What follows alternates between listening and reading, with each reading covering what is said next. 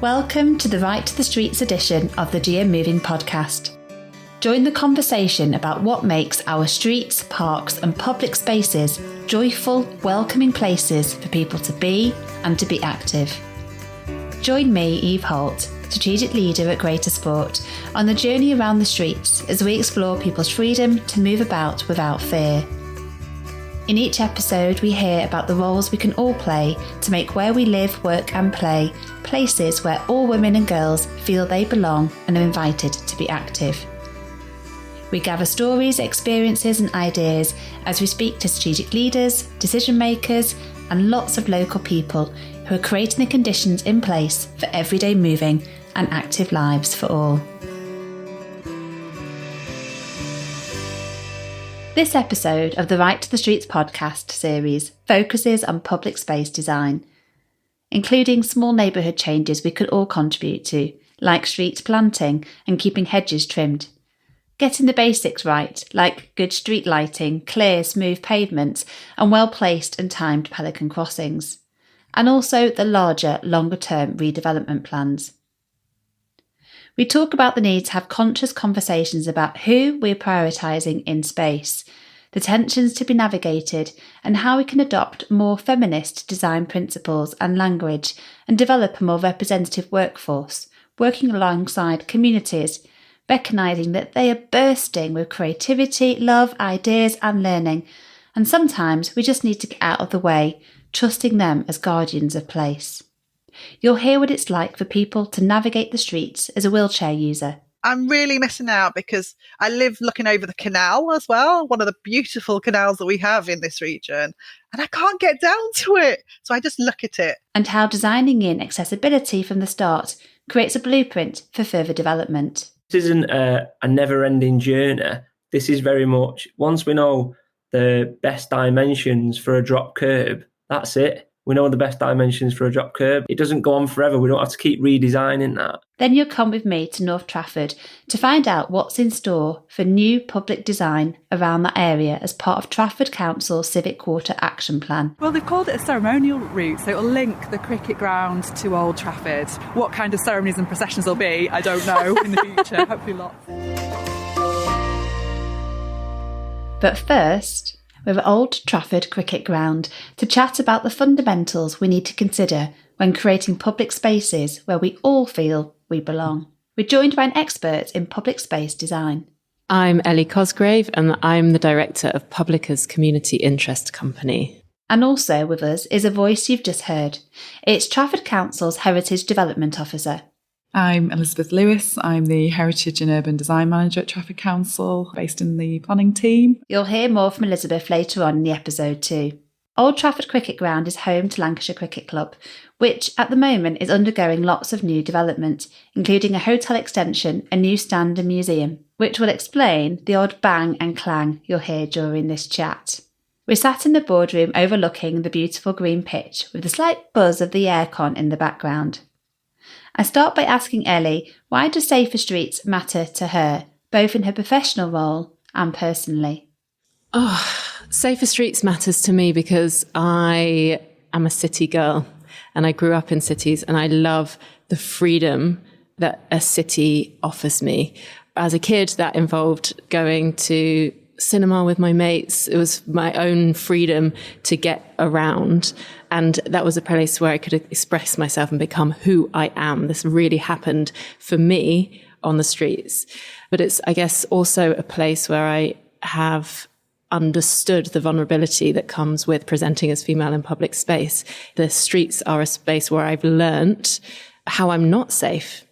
And I guess I've dedicated my career to that dualism and that wanting these spaces to be a space where we can all become who we are and tackling some of those really harmful barriers of a feeling that we don't belong and how that can affect who we are. So go on then, Elli, tell us a little bit about what you're doing in your work to make our street spaces that are more joyful, are more free, are safer for women and girls. Yeah, so the first thing that I guess I'm doing is trying to build an understanding within the built environment community about what it means to build safety, build a sense of well-being and build a sense of belonging into our design processes. And there's a whole lot of feminist theory that I've enjoyed digging into, but turns out not everyone loves doing that. What part of it is about a translation role into our sector about what does it actually mean to have a spatial design that includes feminist principles. The second area of our work is to think about how do we go beyond the simple basic designs to use spatial planning and use urban design to imagine a world and a future where we do truly all belong and that we can all get really excited about, that maybe is not linked to individual project constraints of any given moment, but that really helps take us out of what we think is possible and into a realm of imagination so that we can have a goal, so that we can be transported. And then I guess the final aspect of my work is bringing that down into real projects on the ground. So we've written some design guidelines for the Mayor of London, and we're now testing that out on 10 projects across the capital to see what are the barriers and the constraints to delivering it, but what is the difference that can be actually made. So we have these demonstrator projects. And we've had the pleasure of having you involved in Right to the Streets from the very beginning. In fact, before the beginning, because it was the work that you did and conversations we had that helped form actually our initial bid and the model that we now are sticking to really and has proved really valuable. And then the name. So Right to the Streets emerged. And obviously one of the joys of that is that then relates back to this idea of right to the city. So you could tell us a little bit about Right to the City. The right to the city is an incredibly powerful and important concept. We know what human rights are. We know that we have a kind of a right to education, a right to access to food, to shelter. What does it mean when we translate that right into the right to the city? The right to the city is a collective right to change ourselves by changing the city. We know in our own homes, we change our experience once we get new furniture, once we paint it that colour we've always wanted to paint. That right extends to the city. We know that how we get to work or what work we do or the type of education that we have or who we meet day to day is absolutely wrapped up in the shape of our public infrastructure, in our access to green space, into the types of transport that's available to us. So we can and we should be part of making those decisions that ultimately shape our lives and our communities. And so the rights of the city is just about participation. So Elizabeth, we're sat here obviously in Trafford. Part of your role is to help think about then how we, design and change and lead on regeneration in this part of Trafford. But it'd be great to hear in terms of your kind of experience, what does this mean? What does good design look like? How do we go about this process of ensuring that we have that right to the street, that right to the city that we've just heard about? So I'm involved with the Trafford Design Code, which is a Pathfinder project, which has been funded by the government for 12 months. And so we are looking at delivering a design code for local development to ensure that not just buildings, but open space, public realm is inclusive and accessible and attractive spaces, really, for everyone to enjoy. So the code will hopefully deliver that. It's a pioneering project, really. We're one of only a few boroughs in the country which are doing a borough-wide design code. So it's very new, and we're hopefully delivering that government policy and that direction of travel on the ground locally. And it feels really exciting because, one, we get to be involved in helping think about what that looks like and shaping that Pathfinder, and then knowing the influence that can have as others then look to what you've done and the work in Trafford to inform what they do. I guess thinking about the design code for people listening, is there anything specific? Like what goes in a design code? What are the things that, are really going to anchor some of the key, principles? I mean, what we want to deliver are streets and public realm that's not just for people to get from A to B. It's not just for transport, but it's for people to enjoy and to have fun and to be invigorating and an exciting environment. And And not just streets themselves as well, but obviously that green space and open space and hoping that people will linger there, but will create attractive environments. I think quite often what we experience in Trafford are developments which potentially could have a negative impact on how people experience the world around them. So through the code, we want to try and ensure that development improves on that and just creates that cohesion, really. Talk us through the time process. So when will the code be finished? What's the process for that? What happens after that? What would you like to see? What difference would you like to see that make? So it's a 12-month project, and we are due to have a draft of the code by the end of May. And then it will hopefully be adopted in September time, but it will go out to public consultation. And then it's not just that the code is finished. We will adapt and change that. There are probably things that we haven't necessarily addressed. It's a really big project to deliver in a very short time frame. So it will be ongoing. It's going to be part of a digital platform, and so that we can then change and adapt that to sort of needs, really, and development that comes forward in the future. Things like natural surveillance would be really important with development. So thinking about some of the points that you raised, Elli, that it's not just about lighting and CCTV. Having natural surveillance is a way that street spaces can remain active and people observing things, making sure that windows face the street rather than having blank elevations, sort of increasing the visual contribution with landscaping and creating spaces where people can sit and spend time and dwell is really important as well. And you can do that through public realm, through street furniture, through wayfinding, all those aspects. I'm picturing, Elli, so I'm picturing you describing sort of painting, we paint the walls in your room. I think how many times over my life so far I've gone, I just want to change the positioning of something because it does impact on how we feel. It's a lot harder when it comes to public space that is used by lots of people, and you can't, unfortunately, just pick up a tin of paint and a paintbrush and have the freedom to change things. Of course, there are tensions. Of course, we cannot design a space that feels absolutely safe for everybody, that meets everybody's multiple needs that they might have of public space. At the moment, we are not making our assumptions clear about who this space is for. And so what we end up doing is, without too much thinking, narrow the possibilities for that space.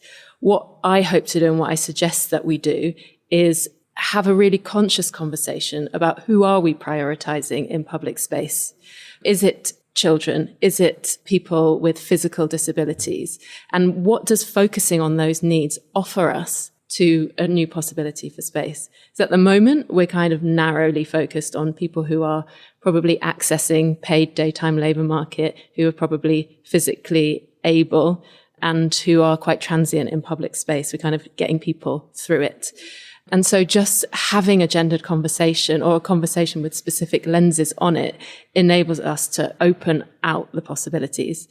That's one thing. And the second is around how easy is it to change these spaces? And of course, there are long-term planning, big infrastructure projects that we need to shift in a new direction. We need more accessible green spaces. We need low carbon transport options that are not polluting. We need active spaces. And that will, maybe our streetscapes needs to change entirely.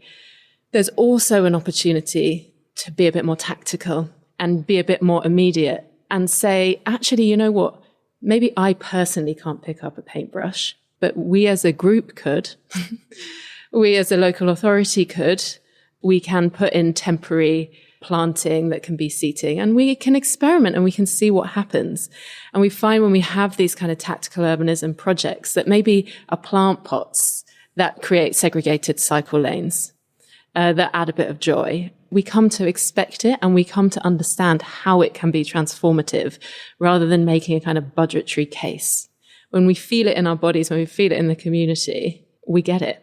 So how, to that point of all these different conflicts of how we use a space, how we perceive things, how do we wrestle with all of that? The first thing is that we wrestle with it, we contend with it, we get involved and we have those conversations. We need to not impose our sort of one view about what a safe vibrant community looks like. For some people do need car access. How do we include that in the conversation so that it doesn't become divisive and it doesn't become my needs against your needs? And this comes back to the point, there's no such thing as a safe city. There's no such thing as a kind of perfect city. A city is perfect when we're engaging in it, when we're in it. And I guess the baseline of that is trust, care, compassion, trust that government has my interests in mind and is listening to what I say, as well as trust from people with more kind of traditional authority in the communities who know about what their needs are, who know where the difficulties are, where the tension points are, and that there's a beautiful collaboration that's possible. That's not to say it's easy. Like, we don't solve this with plant pots. We solve it by talking to each other. We're picking up this collective paintbrush. I mean, whose job is it? When we think about the design of our places, whose business is that? Who does that fall to? I think it's a group of people rather than just one authority. So we, as the local authority, can contribute through policy and helping to shape those places, and with the built environment as well. The Gorse Hill project, the Amazing Alleys, was just a really great local symbol of how something so simple as flowers and seating could create and change a space. It was brilliant, a brilliant project. And that's the thing, we can learn lots from what goes on under our own noses. And that's a great example. So the gorgeous Gorse Hill kind of stuff, again, finding those small pockets of spaces. One of them's on a big roundabout, isn't it? And then they've created this little gorgeous corner of growing and greenery and seating. Yeah, I mean, they were really negative spaces, as you tend to get at the backs of terraces. And, children play down there now. It's brilliant. And that was an example of people, local residents going, this place is gorgeous.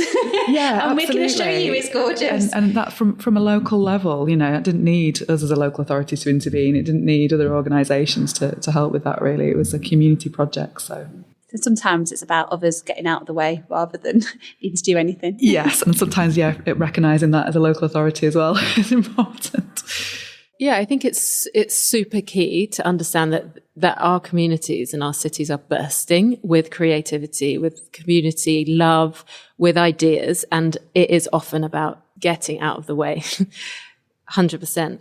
On the other realm and the other scale is understanding the ways in which a local authority's or a city authority's vision for a long-term plan about where we are, what the trajectory is, that can then enable people to get out of the way for local communities who are aligned with that vision is really important. So the example I often use is Vienna, where since 1990, they've had an office within the city for gender mainstreaming, meaning taking ideas around gender inclusion and putting it into city policy across the city authority. And that long-term vision, so they started in 1990, that's like 33 years ago, is really clear how that's impacted across a variety of projects, because in urban development terms, sometimes you do need that long-term view.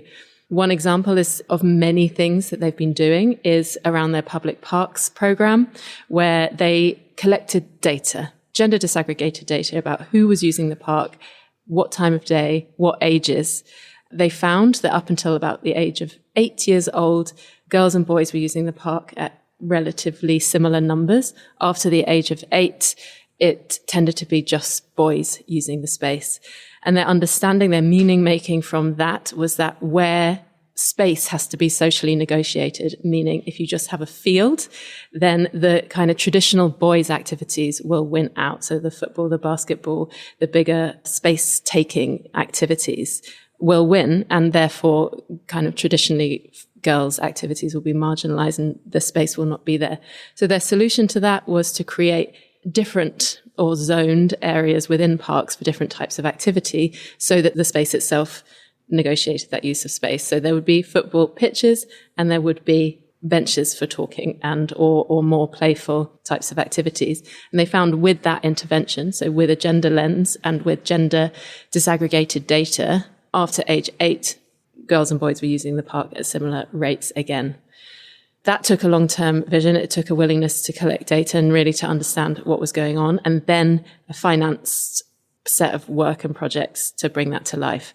Of course, we don't want to then just create parks that have girls' activities and boys' activities. We want to go beyond that. We want to challenge that. So what you need to be able to do there is to manage and maintain spaces and create social programs that support, for example, girls accessing football and boys accessing reading and talking. That might be clubs that are kind of nurture and support that. So we really have to think across the ways in which long-term strategic policy vision and action, data-led design, and community programs work together to enable long-term change that we want to see. So understanding that your gender presentation affects the way in which you experience space, and that we need to design for those multiple types of experience. The thing that comes up to me is public art of all kinds, renaming streets, plaques that tell the history of women in an area, to make visible the diverse people that have shaped our space already. And to, a sense of belonging for me is about an internal question, is this space for someone like me, and maybe of and for someone like me? And if I can see in murals and in plaques that someone like me is represented, then it helps me answer yes to that question. And so I think we need to not undermine the power of that type of imagery. I was in a park with my nephew. It was on the site of an old school, and there was a tuck shop that used to be there. And there was an installation, sculptural installation, which was the footprint of the tuck shop that used to be there. And in it, a sculpture of a woman. And the plaque said, this is to represent all of the women who ran the tuck shop and who used to give a penny to kids on their birthday to buy sweets. And to me, that story of our history and valuing the role of women in creating community and society was really profound and important and moving, because we're used to memorializing war and the type of leadership that was actually quite destructive for our planet and history. And so if we can change the kinds of things that we esteem and represent, it's huge. And there's so much, just that example, it's a beautiful example again, isn't it, of what we value and different gendered perspectives on leadership there, on contributions towards a city, towards a place. And I guess we see that play out as I think about public art and heritage.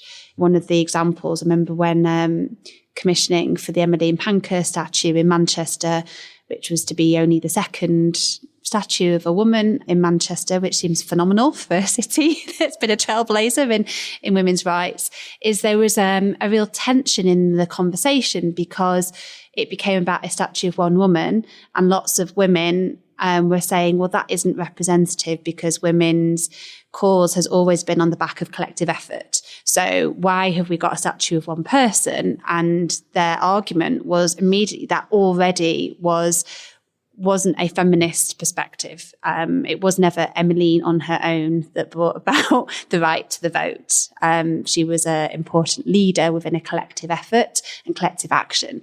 So I guess it was just one of these many examples that it's not necessarily even just enough to go, okay, we can now have more statues of women or more murals of women. It's also recognised there's probably going to be big differences in how they're portrayed and in who's portrayed in their diversity.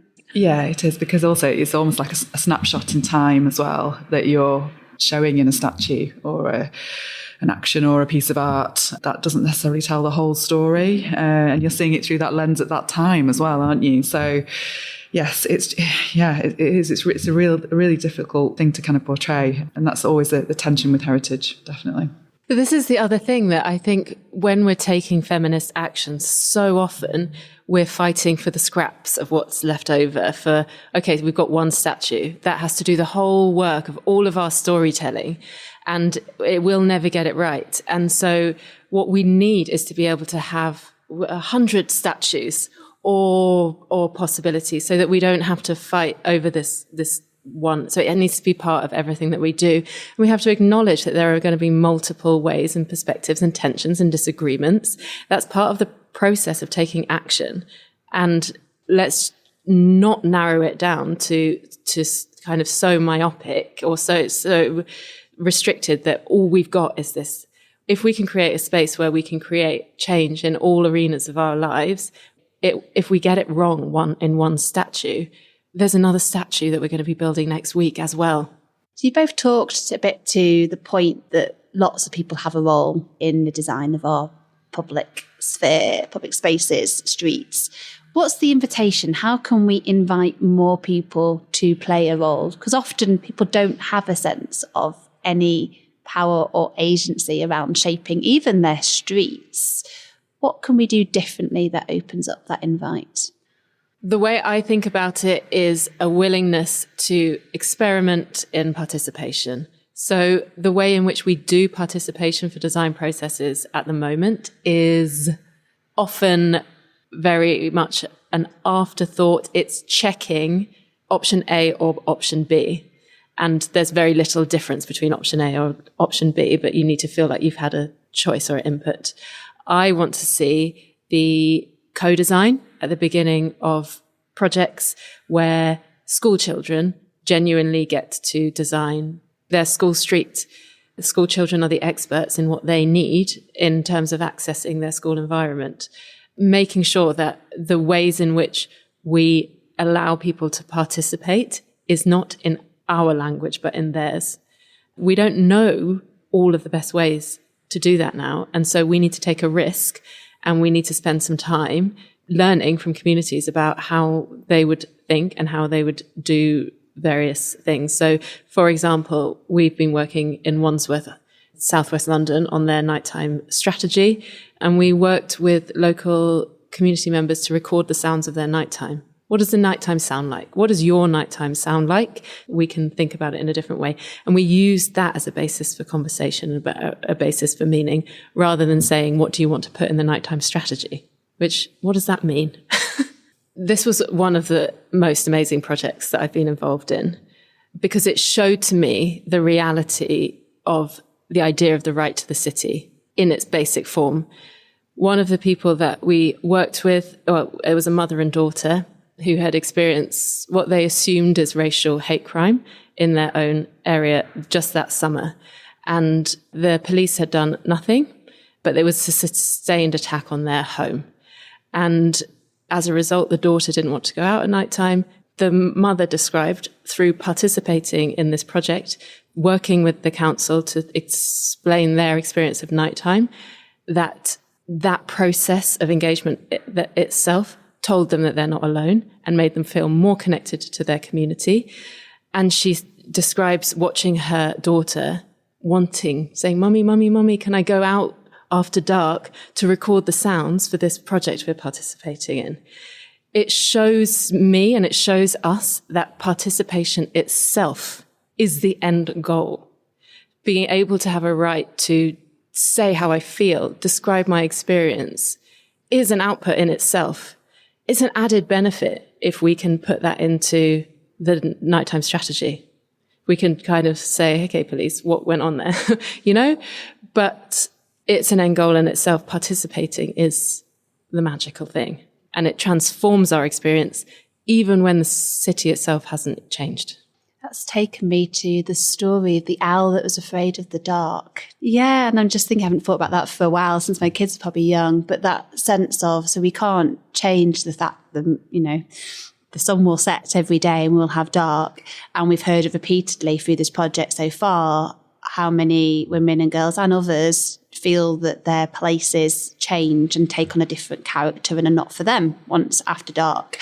And there's things that are beyond our control, but that was such a beautiful story, an example of how you can shift your experience and perception of what you're hearing and what you're seeing and make that celebratory instead, so that we experience it differently, we own it, we belong, and then people gather. And, another key learning pillar, I guess, of this project so far has been that piece about community, how the thing that makes the biggest difference is people feeling that they are part of a community and that makes them feel safe. So a place may not have otherwise changed, except if you gather and you feel community, then it feels like a place that you are welcome, are safe and belong. Through participation and contributing to that, we have done quite a lot of community engagement, but again, that's been a learning process for us because it's such a short time frame for the project, that we've had various workshops. But one of the workshops that we did was in a school, and some of the things that the children said as part of that project were amazing. They wanted houses on stilts in the quays, and one child wanted to make sure that all houses could see a sunset, which is just such a simple concept, isn't it? But seeing it through those different eyes. But as part of the planning process, there is that community engagement, there is that consultation. But sometimes it's limited, and sometimes as officers we feel like we're not really getting that message across, or we're not getting really the views and the voices of the people who need to be heard through that process. That comes back as well to what I was saying at the beginning around educating our sector and learning within the sector about what is possible with a different type of engagement, because so often it becomes a kind of statutory tick box. People maybe don't want it to be. Maybe they want it to be more meaningful in their projects, and they understand that development can be a much more social good than they're currently able to roll out in their own projects. So there is a piece around this, again, back to experimentation. What is possible to change through a co-design process, and starting to let go of some of the fears that come with how difficult community engagement can be, especially when you've never done it before. So lots of funding for experiments. That would be great. And I guess, we've touched, there was a mention of risk before, of fear, of tightly constrained processes that limit, how much choice and flexibility. So there's all these things that exist, like the confines on what we can do and how people participate in shaping place. If we were to throw them all out, and if you were to say what could be possible, have you got a sense of what you would like it to look like if all of that disappeared tomorrow? Yeah, I suppose the planning system's there to kind of balance needs, really. So it's not just considering one set of needs. You have to consider lots of different users of those spaces. So, yeah, if there's none of those constraints, you might just favour one area of the community over another, and that would be my fear really in doing that. So you do need some of those constraints, I think, to make sure that everyone has a voice as much as you possibly can. But I think, as you said earlier, Elli, that it's not always possible to get everything right in one go. So I think it's making sure that you acknowledge where things have gone wrong, and that things can change, and that process can change and evolve with it as well. Yeah, one of the things for the design code is leading with landscape, and that's something that we're really passionate about, is bringing landscape forward in the borough, and making sure that there are hedges and trees and just even little sort of pockets of landscape is really important to creating a better environment for everyone. Building on that point, I might suggest that we do focus on one user group. Pick a user group, maybe the most marginalised group that you can imagine, and see what comes out when you design with those needs in mind. Because I think it's a yes and kind of improvisation mindset that there may well be a whole realm of possibilities that we can't even imagine. It's why my fantasy is not at all about delivery. Maybe it would look exactly the same. But it would be of us, and that would transform our experience of it. Because at the moment, I think we're just squishing it out with all of our requirements. That means that we've got like cookie cutter of the space that's being replicated globally. I think most cities are starting to look very similar. Yeah, I think that's a good point, actually, that by trying to achieve too much, you're just becoming with a kind of generic template almost, aren't you, for some public space. This discussion highlights yet again that we all have a role to play to create a sense of belonging in our communities and streets, and the difference it makes when people in their diversity are involved in the design, planning and guardianship of places. We need to design for diversity, accessibility, inclusion, heritage, culture, belonging, social interaction, movement, freedom and joy. We'll hear more from Elizabeth a little bit later when she takes us on a little tour of some outside areas around the cricket ground. They're up for redevelopment soon as part of the Council's Civic Quarter Action Plan. So you've heard from experts about the bigger picture, but what is it actually like to experience the streets firsthand, and especially when the paths and places we use haven't been designed with accessibility in mind? I'm now joined online by a resident of North Trafford and advocate for accessibility. I'm Sarah Brown-Fraser. I'm the External Affairs Manager for Activity Alliance, which is a national charity and leading voice for disabled people in sport and activity. I also live in Stretford in Manchester. I was born in Liverpool, but I moved to Manchester about 15 years ago. I'm a wheelchair user as well. And the founder of a Greater Manchester not-for-profit who supports active and healthy lives for disabled people. My name is Ben Andrews. I'm Managing Director of a community interest company, Beyond Empower, and we help make mainstream provision in leisure and activity more accessible for disabled people. I'm not from Trafford, I'm over in Salford, just across the canal from Sarah, and I'm registered blind, so a real keen interest in access and inclusion. I start by asking Sarah what safer, more welcoming and joyful streets look like to her. I think firstly it's about a place I know I can go where I don't feel excluded, where I don't feel an afterthought, where I don't feel like, oh, if only they'd just done that. A place where I can be me and feel like me without having to think about your daily lives. And a place where I feel safe and supported, or that there is somewhere to go if I don't. And certainly I'm just not feeling like I'm left to everybody else to support me, but a place where I can go and think and just be me. So in your experience, Sarah, as a woman and a wheelchair user who lives in the local area of North Trafford, anything in particular that you would say that adds to the mix because of your gender? I think it's an important point what you just raised as well, but the intersectionality of women and girls, we often forget. I'm a woman first before I'm disabled, for example. So yes, when I think, I'm thinking about safety, and if I am alone, am I safe? Have I got access to phones or somebody that can support me if I'm in trouble? I'd like to think as a woman that I'd have a place to go where it feels safe. There's somebody to go to if I need help, and I'm not alone. Yeah, I think it varies from person to person. I think some of the things, whether people are disabled or not, are just standard good practice and make everyone feel a bit safer. So, for example, good lighting. So my mum was blind. My mum was registered blind, and dull lighting for her as a woman who was registered blind, similar condition to me, hers was a bit more progressed. I think it's just an extra level of anxiety, because if you are in a position where you do need to get away quite quickly, as vulnerable as any woman would be in that position, I think it just adds an extra element of, I don't know, if I do try and get away, what am I going to run into? Is it going to be something I'm going to bang into? Is it something I'm going to be falling over? So I think those are the additional elements that in access and the additional uncertainty can add to disabled people. For me, I rely on the car so much because I reckon I could do some really quick routes. My office is 5 minutes down the road, for example, but the pavement just doesn't warrant for me to arrive safely at work. I'm really missing out because I live looking over the canal as well, one of the beautiful canals that we have in this region, and I can't get down to it. So I just look at it. I would definitely have a better way of life, a better way of living if things were improved in terms of access for pavements especially. And I'm probably not doing all the activity I could do.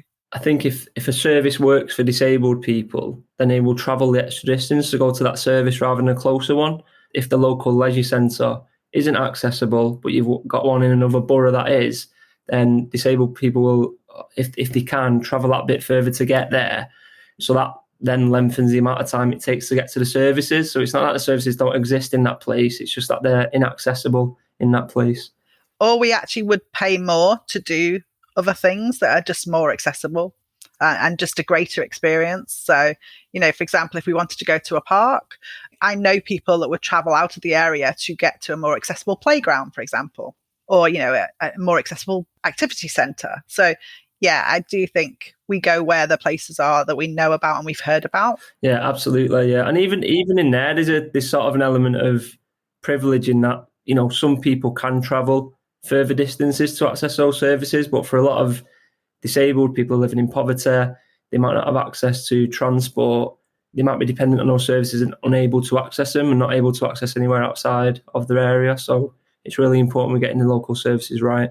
So we obviously want to take a whole life course approach to thinking about our streets and public spaces, and things like, the joy of the journey, play on the way. These things are really important. It's not just about how long it takes you to get there. It's the social element that is key for so many of us, and how spaces help us to connect to each other, to ourselves, to our local place, to a sense of identity. And obviously that looks different. It looks different for a whole host of reasons, but it looks different over our life course. So in terms of kind of play and disabled children and young people, it'd be great to hear any kind of examples of what good looks like. Yeah, I think when it comes to accessible play, we know that disabled children are more likely to be excluded from play, and we know play is vital for development into adulthood.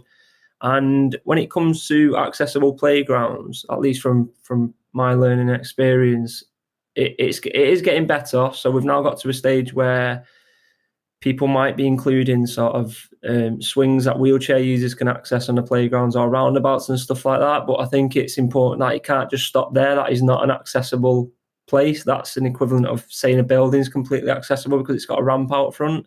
You need to be thinking about the colours of surfaces, how do they contrast with the equipment in the play area.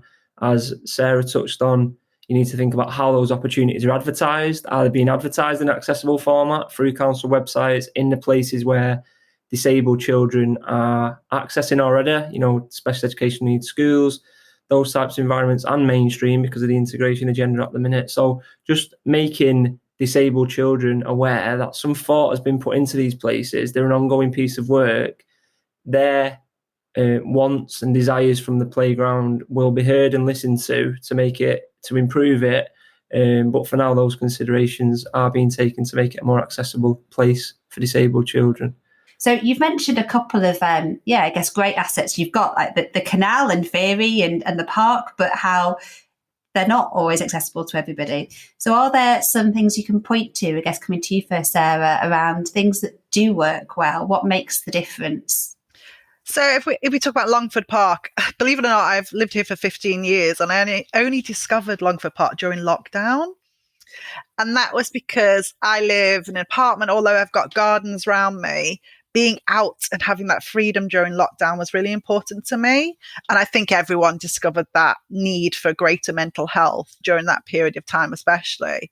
But during the good weather, I was like, where can I go? And Longford Park, actually, there's always bits of improvement you can make to anything, but it was flat served, like pathways. There was an accessible toilet available. There's the coffee shop, of course, for ice cream, and all the areas were accessible to me just to go out and have a walk and be in the fresh air. And for me, it just made me think about how much I like the fresh air and just being out.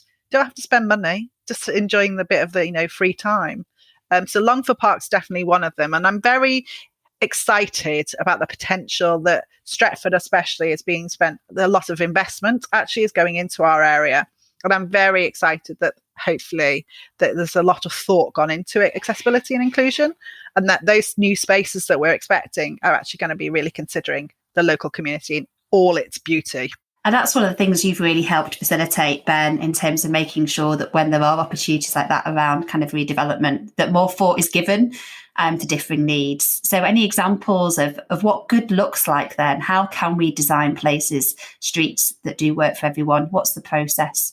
There's sort of two sides to this. So I think short term it is reaching out to local disabled people groups who are interested in this space. I don't think it's good enough just to, engage with any disabled person who might not be interested in this conversation, because the large majority of disabled people are just going about their days. They might be, coming up against some of this stuff, but they might not want to spend the time thinking of solutions around it. And then I think the next stage is, although disabled people are all different, access needs can become quite similar. We're saying the same things over and over again in different localities, different disabled people saying the same thing. Sarah's saying smooth pavements, I'm saying reduce the amount of street clutter. That will be repeated over and over again by other wheelchair users and other blind and visually impaired people. So for me, it's not really efficient just to keep having those conversations for the sake of saying we've done consultation. How do we collect all that information, bring it together in a really accessible way to the likes of planners, architects, infrastructure teams, so that we've just got collective standards that we can implement across the board, so that there's not inconsistencies in, it's not a postcode lottery, I live here so the access is really good, it's not a priority here so it isn't. It's just these are what we work to, because these have all been informed by disabled people and we've worked together to ensure and endorse them. I think for me, it's also having somebody who champions. So we talk about allies quite a lot, but somebody at every level within those systems, within the highways department, those sort of departments that actually champion disabled people and are, the barriers to activity or the barriers to walkways. Because it's going to take more than just Ben and I at a local level shouting up.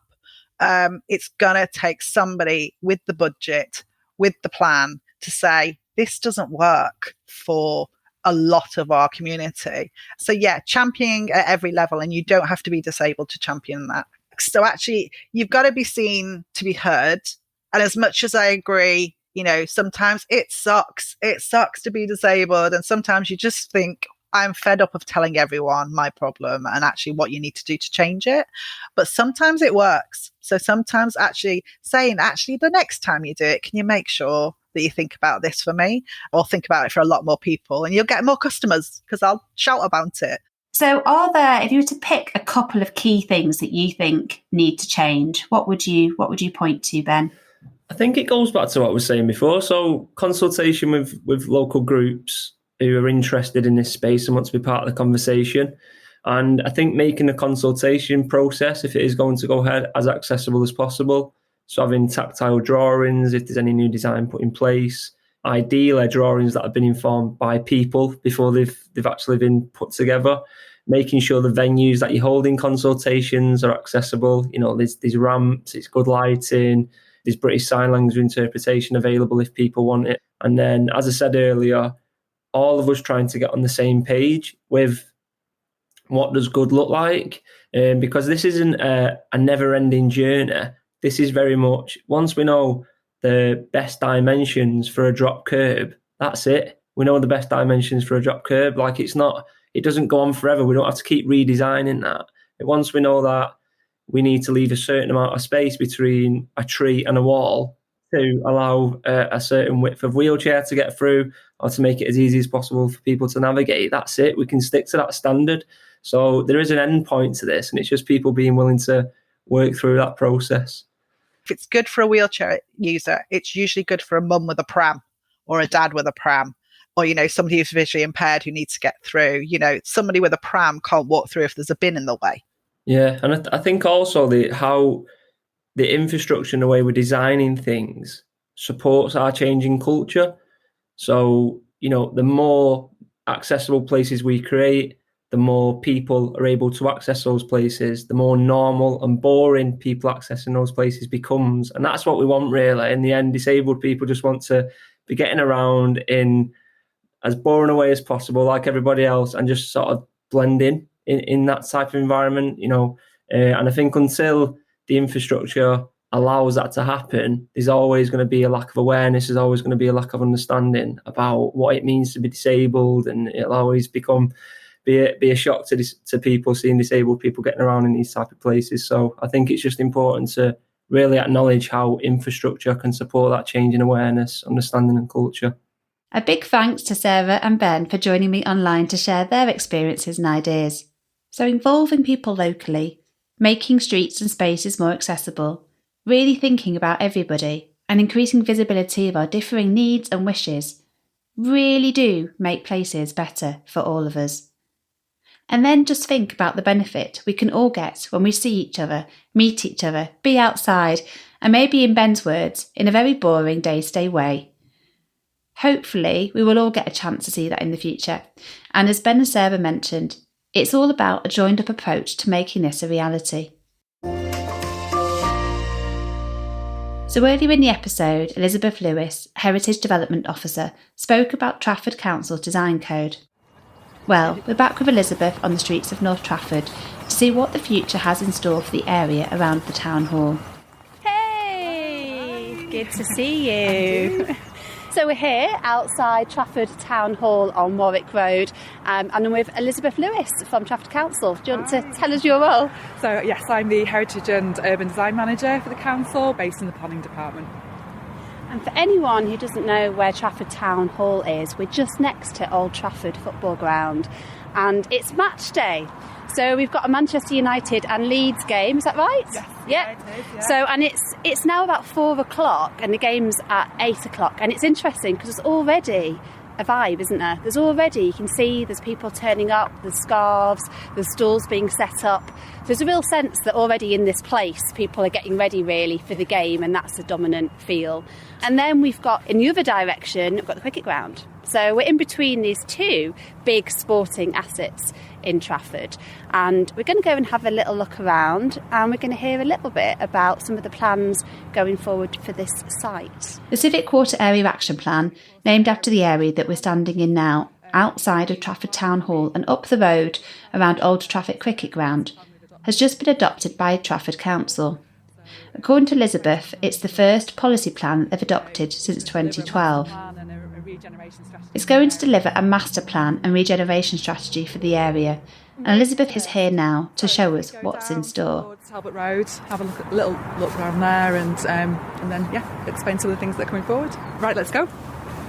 We're walking towards the kind of intersection really between Warwick Road and Talbot Road, right opposite the cricket ground and Trafford Town Hall.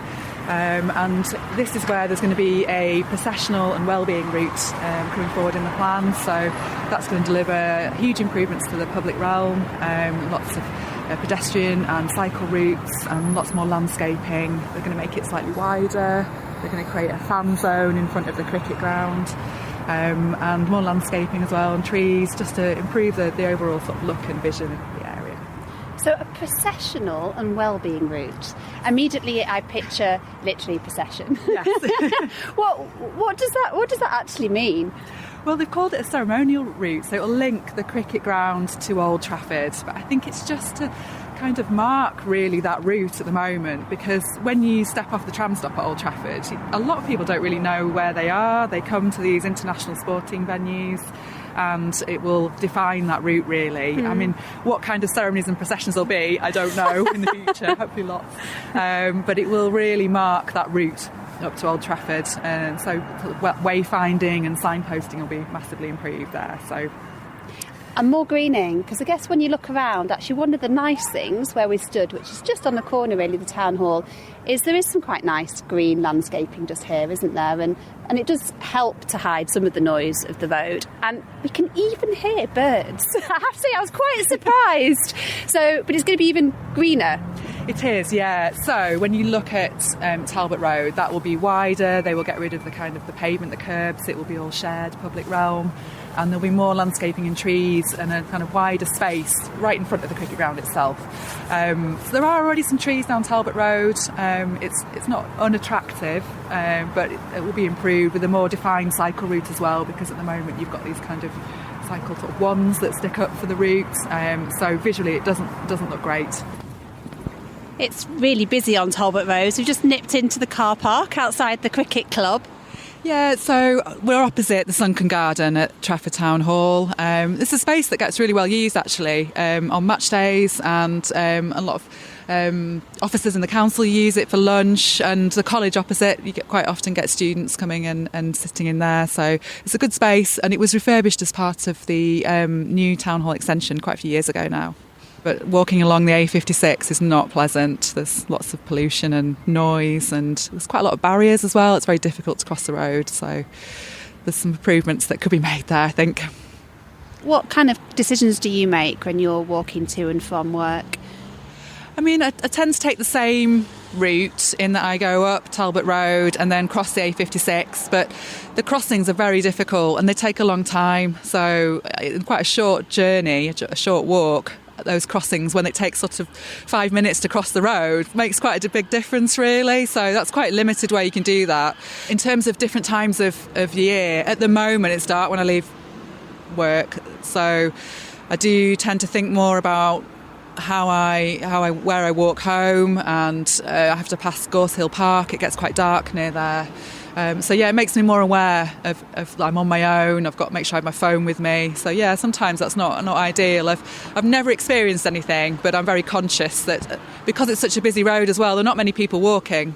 So you can quite often be on your own, and then with the barriers as well, you can feel it feels a bit sort of trapped sometimes. If you did need to cross the road suddenly, you can't do that. It's difficult. We continue our mini tour and walk a short distance from the cricket club and across a small road to UA 92. It's a relatively new further education college that opened in September 2019. Their building, the one that we're standing outside of, was once home to Kellogg's. They had their UK headquarters here for 37 years before moving down the road to Media City in Salford. So there's quite a bit of construction work that's been going on here already, and there's some big plans afoot. So do you want to just talk us through those? Yes. So the building on site at the moment at the cricket ground, they've got planning permission for a new hotel and stand. I think it includes a museum as well, which is great. It's an international sporting venue, and that really is really important here for the area because there's a history of that, and it's an important aspect of the heritage generally in the Civic Quarter. So, and then behind us, we've got the former headquarters for Kellogg's, which is now UA 92, the University Academy, and again that's sporting related. So it's great to have that in such close proximity to the cricket ground. And behind that, we've got plans at the moment in for a mixed-use development. So residential and business and retail as well, and I think there's going to be a big energy centre as part of that. So it's quite an interesting sort of vibrant neighbourhood that's coming forward there. You know, you're a woman that works and lives locally and are involved in the design, which is brilliant because we know as a workforce it's quite male dominated, isn't it, still? So what, looking through that lens, what are the things that you see and that you'd like to see be different as this area is developed? I mean, we touched upon public realm. I think that's a really big issue, and I think in terms of things like lighting and landscaping, just make that sort of a more inviting environment for everybody really. And access is another issue here. Sort of very conscious about people with mobility issues, but also mums, pushchairs who want to come and bring their children down here. And it works really well at Salford Quays at the moment. There's sort of a lot of children and parents go down and play there. It'd be great to have more of that kind of section of the community spend time and dwell down here as well in some of these sort of bigger public realm areas we can create, and things like the fan zone, make sure it's accessible for everybody really. So I've got a very different image in my head that you've just created now of this being a space where I can see kids playing and families sitting outside, which is it's probably not the current vibe really. So we've got some really nice greening around us, but it doesn't quite invite that sort of joy of the journey or play on the way at the moment, does it?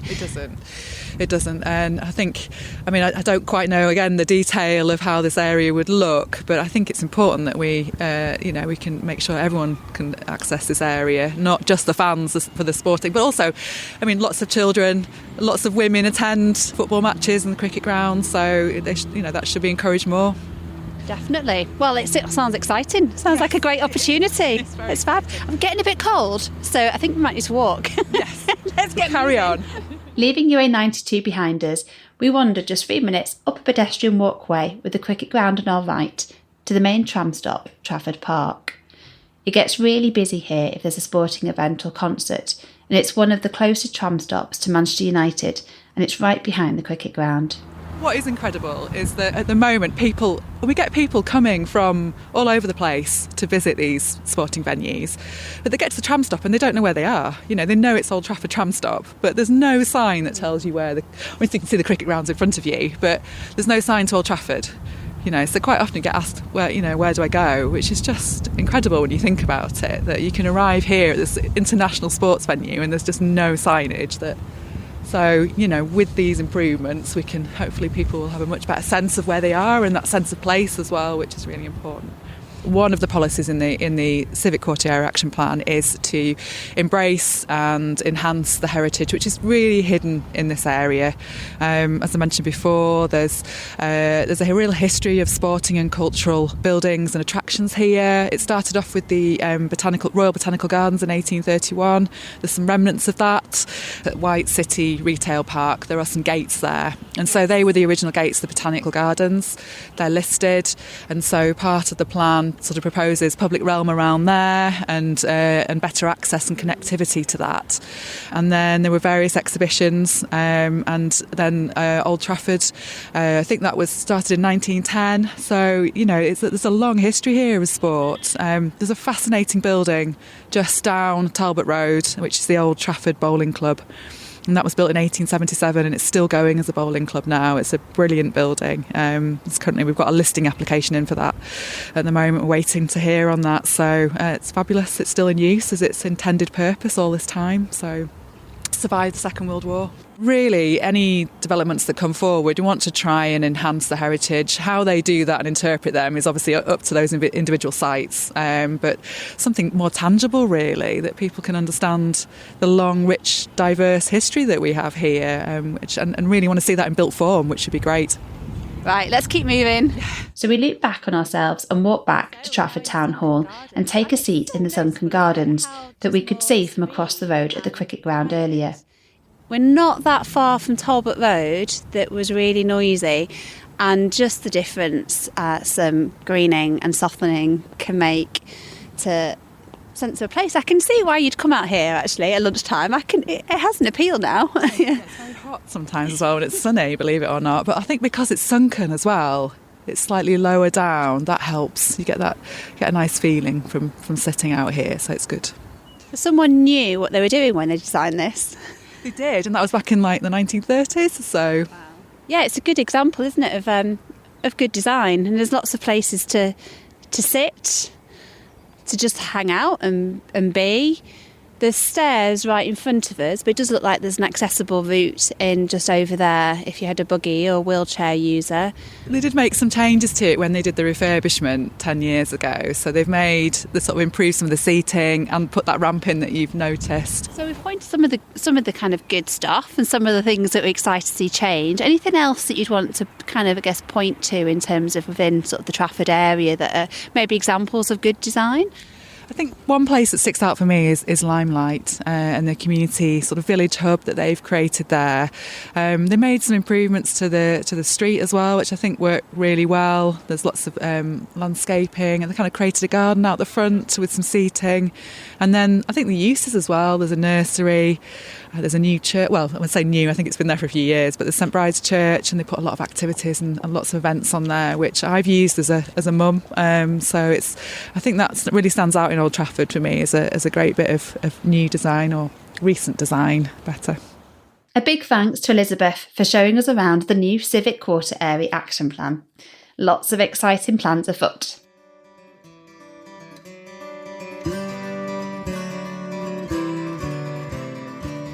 Wow, what a jam-packed conversation. I'm really struck by the need to design for multiple experiences and perspectives, and just how much better life can be when we design streets and spaces in a way that really do enable people to freely and actively move around. This podcast is just the start of the conversation. We'd love to hear from you. Tell us what good design looks and feels like in your area. Where do you go that feels accessible for all? What do you see that ignites a sense of curiosity about the history of local people and place? What brings you nourishment, joy, well-being, or invites you to be active?